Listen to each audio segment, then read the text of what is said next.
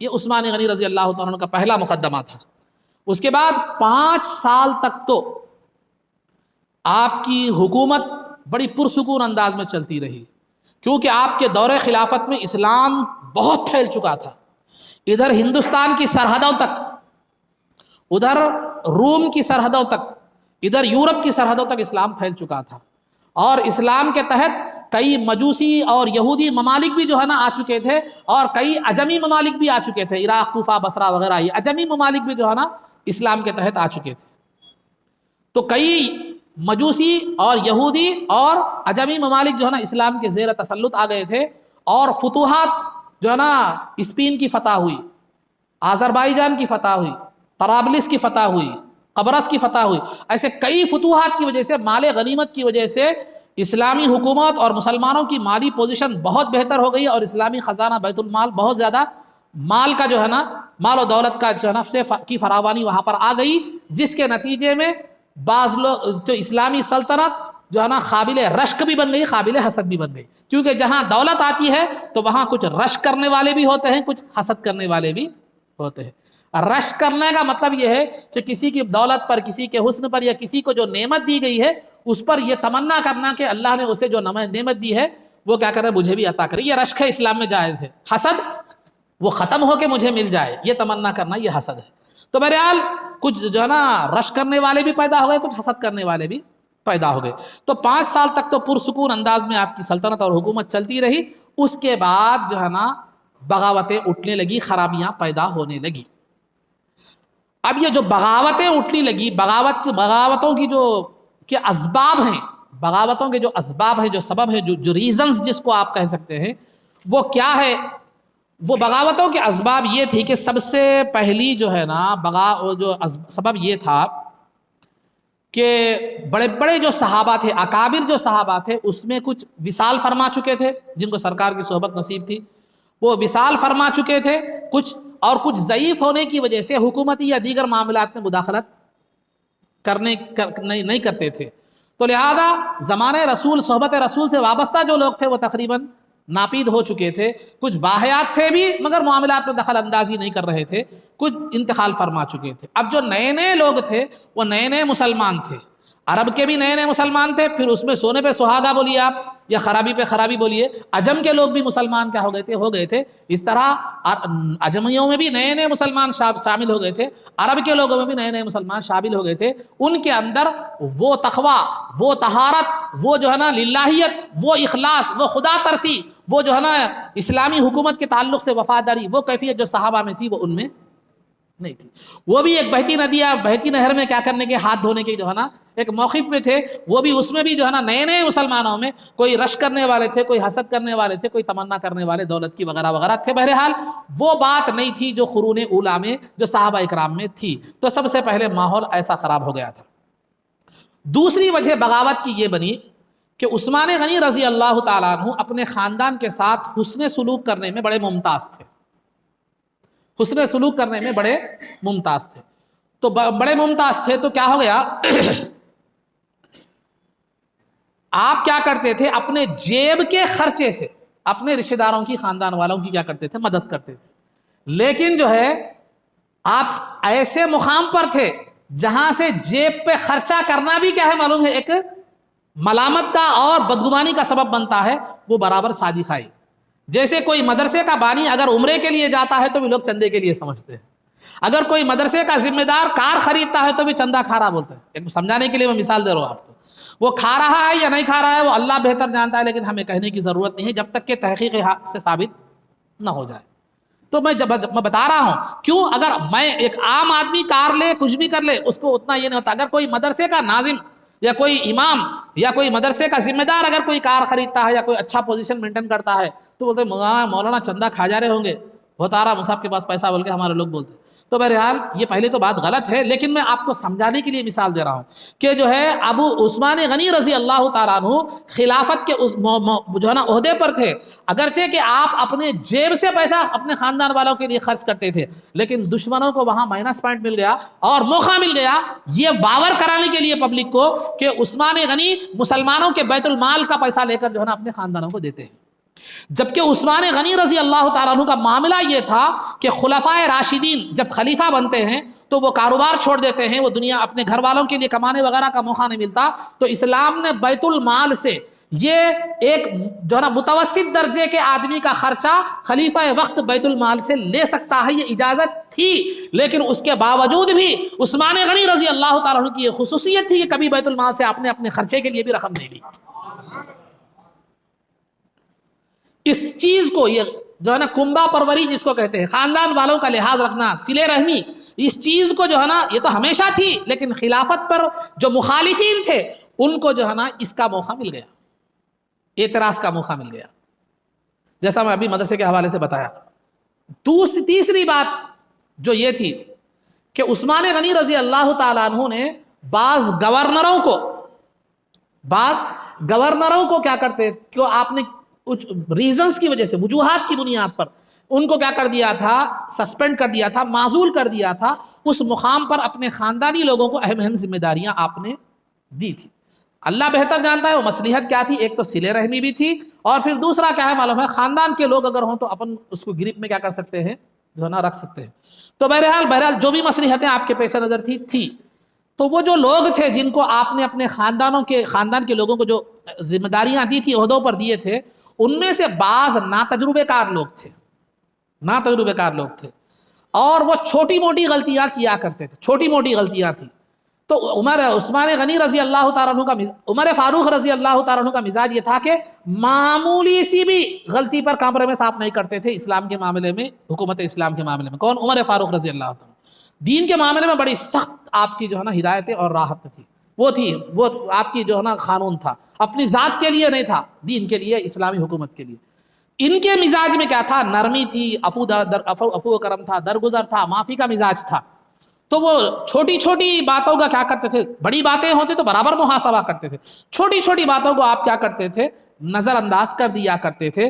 تو دشمنان اسلام نے اس کو بھی ایک اعتراض کا ذریعہ بنایا، اس کو بھی کیا کیا، ایک اعتراض کا ذریعہ بنایا کہ عمر فاروق، یہ عثمان غنی رضی اللہ تعالیٰ عنہ نے اچھے گورنروں کو معزول کر دیا، خاندان کے لوگوں کو کیا کر دیا، بٹھا دیا۔ جبکہ گورنروں کو معزول کرنے میں بھی وجہ تھی اور خاندان کے لوگوں کو بٹھانے میں بھی وجہ تھی، اور آپ بڑی بڑی غلطیوں کو نظر انداز نہیں کر رہے تھے، چھوٹی چھوٹی معمولی غلطیاں جو قابل مواخذہ نہیں تھی، نظر انداز کی جانے کے قابل تھی، ان کو یہ کرتے تھے، یہ بھی اس کا سبب بنے۔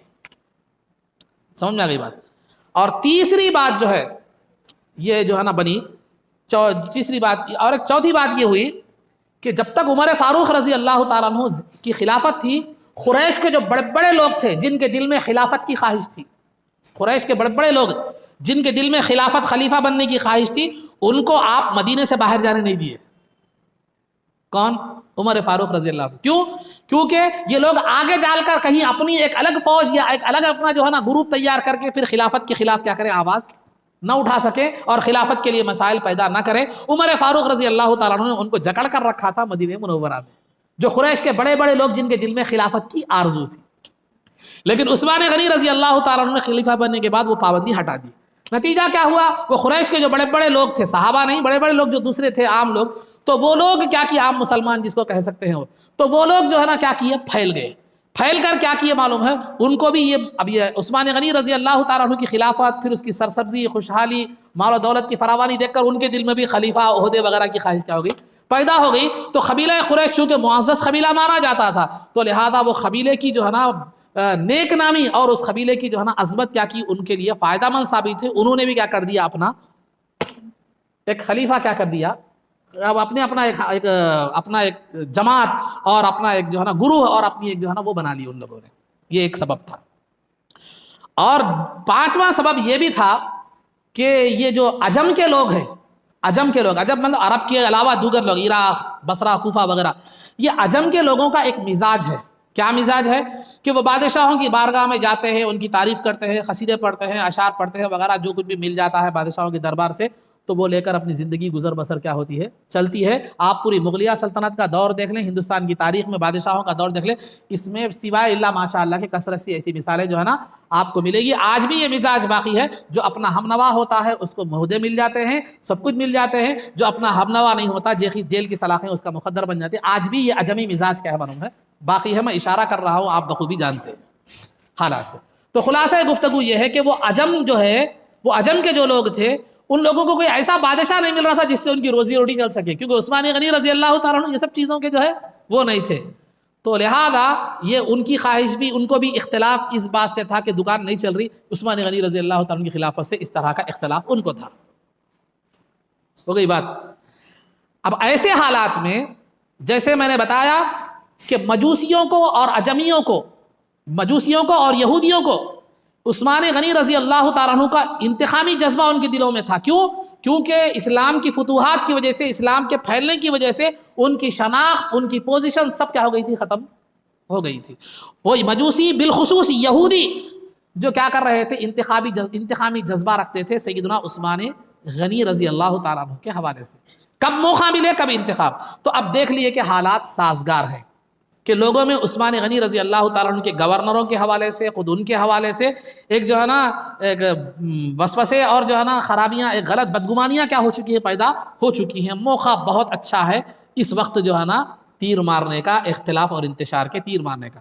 چنانچہ یہودیوں میں سے ایک سرغنہ جس کا نام عبداللہ ابن سبا تھا، در حقیقت وہ یہودی تھا لیکن مسلمان بن کر ظاہر ہوا. مسلمان بن کر کیا کیا؟ ظاہر ہوا. اور ظاہر ہو کر اس نے اپنی ایک جماعت قائم کی جس کا نام، جو امر بالمعروف اور نہی عن المنکر کے حوالے سے، امر بالمعروف اور نہی عن المنکر کا حکم خود قرآن نے دیا ہے. آج جتنی بھی اسلام میں تبلیغی جماعتیں ہیں، یعنی تبلیغی اسلام کی اشاعت جو کر رہی ہیں، وہ اسی بنیاد پر اسلام کی اشاعت اور تبلیغ کر رہی ہیں، خواہ وہ کسی بھی عنوان سے، کسی بھی نام سے ہو. تو قرآن میں حکم ہے کہ تم میں سے وَلْتَكُن مِّنكُمْ أُمَّةٌ يَدْعُونَ إِلَى الْخَيْرِ وَيَأْمُرُونَ بِالْمَعْرُوفِ وَيَنْهَوْنَ عَنِ الْمُنكَرِ. ہر آدمی کو تم میں سے ایک جماعت ہونی چاہیے جو بھلائی کا حکم دے. امر بالمعروف کا مطلب بھلائی کا حکم دے، نہی عن المنکر یعنی برائی سے روکے. تو اس عنوان سے اس نے ایک جماعت قائم کی، اور اس جماعت کو جو ہے نا وہ کس لیے استعمال کیا؟ وہ یہ جو خرابیاں ہیں عثمان غنی رضی اللہ تعالیٰ عنہ کے تعلق سے، جو خرابیاں، جو بدگمانیاں جو پیدا کی جا رہی ہیں، اس کو پھیلانے کے لیے مصر، عراق وغیرہ، کوفہ وغیرہ کو جماعتیں کیا کیا؟ اس نے بھیجا. اور سب سے اہم مسئلہ جس کو اس نے عثمان غنی رضی اللہ تعالیٰ عنہ کی خلافت کو ختم کرنے کے لیے بنایا، وہ سیدنا علی مرتضیٰ رضی اللہ تعالیٰ عنہ کی وصی ہونے کا ہے.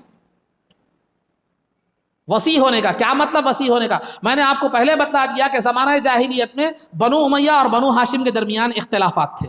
وہ صحابہ کے درمیان میں کیا ہو گئے تھے؟ وہ دب گئے تھے. تو وہ اختلاف کو اس نے کیا کیا؟ پھر ابھارا. کیونکہ نئے نئے مسلمان تھے، عجمی مسلمان تھے، نئے نئے مسلمان تھے، ایمان میں اتنی صحابہ جیسی وہ نہیں تھی، وہ تقویٰ و طہارت نہیں تھی. تو اس اختلاف کو اس نے پھر ابھارا. کیا کیا ابھارنے کے لیے؟ کیا عنوان اس نے مختلف کیا کہ سیدنا علی مرتضیٰ رضی اللہ تعالیٰ عنہ سرکار کے وصی ہیں. وصی مطلب جانشین ہیں. سرکار کے کیا معلوم ہے؟ جانشین ہیں.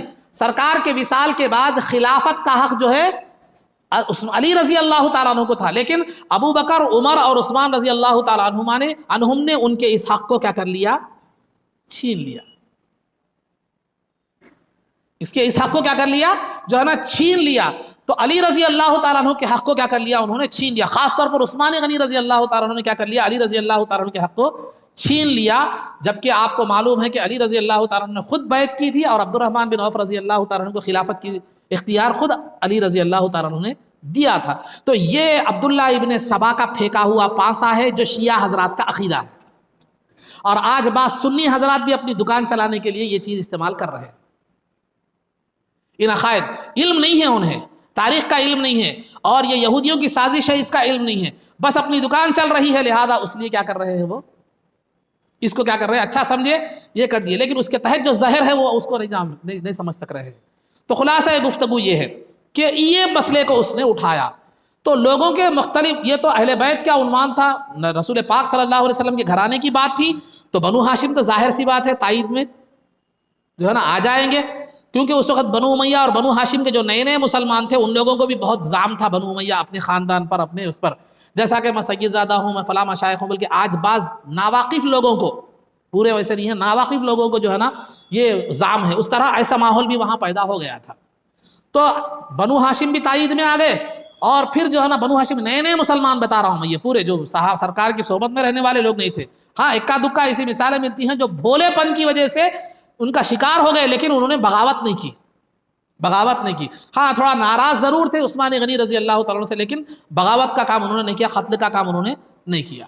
تو یہ مسئلہ بڑا جو ہے نا، اب دوسرے جو لوگ تھے عجم کے لوگ تھے نئے نئے، تو اہل بیت کا عنوان بہت زیادہ ہوا۔ عجم کے لوگوں کا مقصد تو دنیا کمانا، گھر چلانا تھا، لیکن یہ عنوان تگڑا ہے، لہذا اس میں ہماری مصلحت، ہمارا مقصد پورا ہو جاتا ہے۔ عثمان غنی رضی اللہ تعالیٰ عنہ چلے گئے تو کوئی دوسرا ایسا بادشاہ آ گیا جس سے ہمارے گھر چل سکیں گے، اس امید پر انہوں نے بھی کیا کیا، مقصد مختلف ہونے کے باوجود بھی کیا کیا، عبداللہ ابن سبا کا ساتھ دیا، اور ہر طرف پھر کر جو ہے نا افواہوں کا بازار گرم کر دیا گیا، اور عثمان غنی رضی اللہ تعالیٰ عنہ کے خلاف ماحول بن گیا۔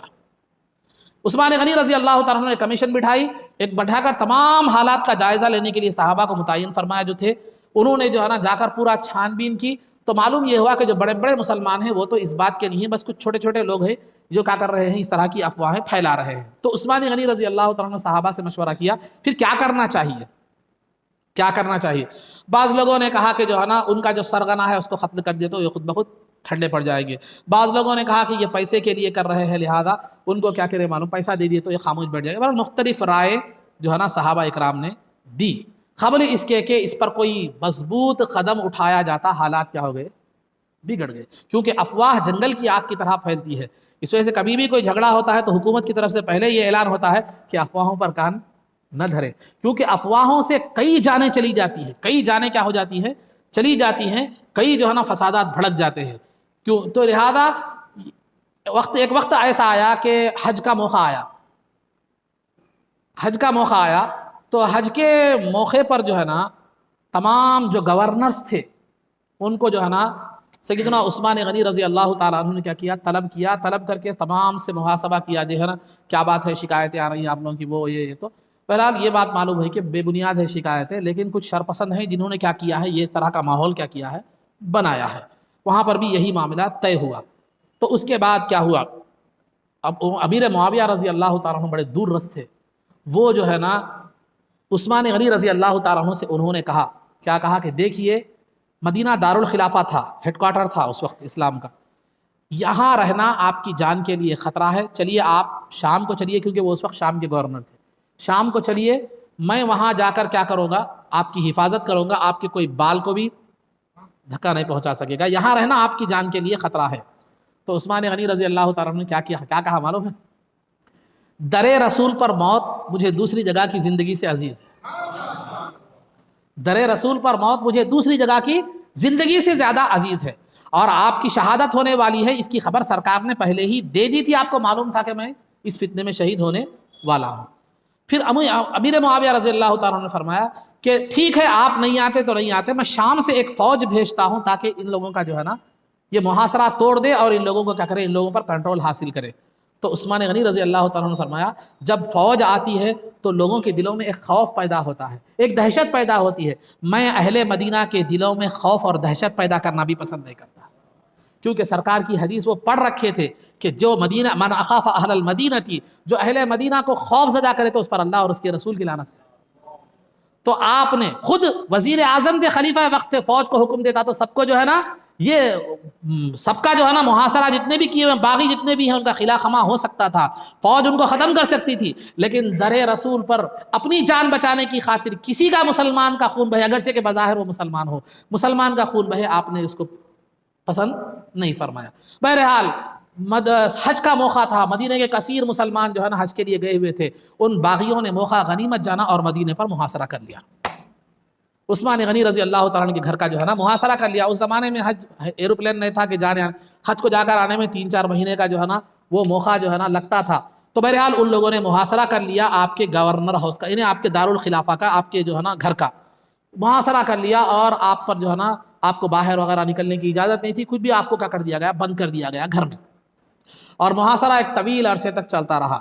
تو حفاظت کے لیے سیدنا علی مرتضیٰ رضی اللہ تعالیٰ نے امام حسین کو اور دیگر نوجوان صحابہ کو گیٹ پر مقرر فرما دیا تھا کہ باغیوں کو اندر جانے مت دینا، باغیوں کو اندر جانے مت دینا۔ یہ بغاوت کا سلسلہ جاری رہا، آپ پر پانی بھی بند کر دیا گیا، کھانا بھی بند کر دیا گیا، اور ایک مرتبہ آپ نے جو ہے نا اپنے بالکنی بھی جس کو کہتے ہیں آپ، بالکنی پر آ کر لوگوں سے کہا کہ دیکھو اے وہ لوگوں یہ مدینہ منورہ میں جب میں ہجرت کر کے آیا تو یہاں لوگ کھارا پانی پیا کرتے تھے، میں ہی نے جو ہے نا بیر روما کو جو ہے نا خرید کر تمہارے لیے میٹھے پانی کا انتظام کیا۔ دیکھو کیا سرکار کے داماد کے لیے تمہارا قتل واجب کرنا صحیح ہے؟ فلاں فلاں کئی باتیں آپ نے ان کو جو ہے نا سمجھائیں۔ یہ سمجھانا کا مطلب جان بچانا نہیں تھا، فارمیلٹیز کی تکمیل تھی، اتمام حجت جس کو کہتے ہیں۔ معلوم تھا شہادت ہونے والی ہے، سرکار نے فرما دیا ختم، دنیا کی کوئی چیز نہیں بدل سکتی، وہ سرکار کا کہا ہوا وہ جو ہے نا پتھر کی لکیر ہے۔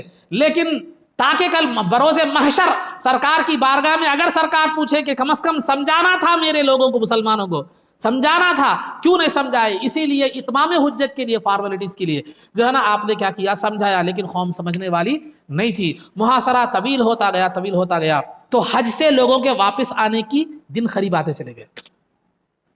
مدینہ منورہ میں جو لوگ حج کے لیے گئے تھے واپس، تو یہ بلوائیوں نے، یہ جو باغی تھے، جو مسلمان ہی تھے، جو عبداللہ ابن سبا کے بہکاوے میں آ گئے تھے، تو ان لوگوں نے دیکھا کہ اگر حج کے لوگ آ جائیں تو پھر یہ مسئلہ ان کو خلیفہ، ان کو شہید کرنے کا مسئلہ کیا ہو جائے گا، مشکل میں پڑ جائے گا، لہذا ان کے آنے سے پہلے کیا کرنا چاہیے، ان کو شہید کر دینا چاہیے۔ تو انہوں نے دارالعمارت کے دروازے کو آنچ لگا دی، اور بھگدڑ جو مچ گئی تو اس میں بہانے میں بازو کے گھروں سے کیا کرے معلوم ہے، بازو کے گھروں سے پیچھے سے کیا کر دیے، گھر میں کود گئے، عثمان غنی رضی اللہ تعالیٰ عنہ کے گھر میں کود گئے۔ شہادت سے کچھ قبل، روزے کی حالت میں تھے آپ، شہادت سے کچھ قبل نیند لگ گئی تو سرکار دو عالم صلی اللہ علیہ وسلم خواب میں تشریف لائے، لا کر پوچھا کہ اے عثمان، کیا تم دنیا کے پانی سے روزہ کھولنا چاہتے ہو یا ہماری بارگاہ میں آ کر روزہ کھولنا چاہتے ہو، افطار کرنا چاہتے ہو؟ تو کہا یا رسول اللہ، آپ کی بارگاہ میں آ کر افطار کرنا میرے لیے دنیا کے افطار سے زیادہ عزیز ہے۔ تو لہذا سمجھ گئے شہادت کی خبر۔ تو ایک ظالم کودا اور لوہے کی سلاخ سے آپ کے سر پر وار کیا گیا، تو آپ چکر آ کر گر گئے، خون کا فوارہ نکلنے لگا، اور پھر آپ پر تلوار سے حملہ کیا گیا۔ تو آپ کی اہلیہ محترمہ بی بی نائلہ رضی اللہ تعالیٰ عنہ وہاں پر موجود تھی، آپ نے بچاؤ کی کوشش کی تو آپ کی 3 انگلیاں کٹ گئی۔ اس طرح آپ کو بری طرح زخموں سے شہید کر دیا گیا۔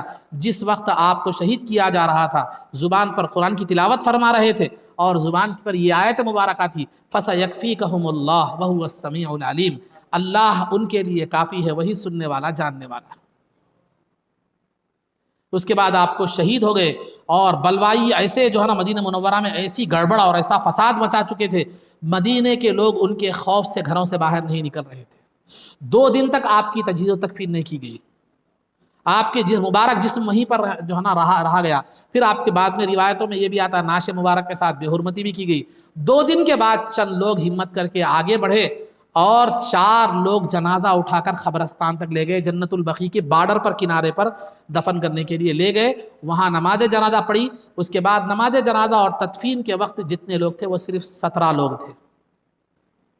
ایک دنیا کے اتنے بڑی حکومت کے خلیفہ کی جنازے میں صرف 17 لوگ تھے، اور وہ جنازہ بھی پوشیدہ طور پر لے جایا گیا تاکہ پھر وہ باغی جو ہے نا نعش کی ساتھ بے حرمتی نہ کرے۔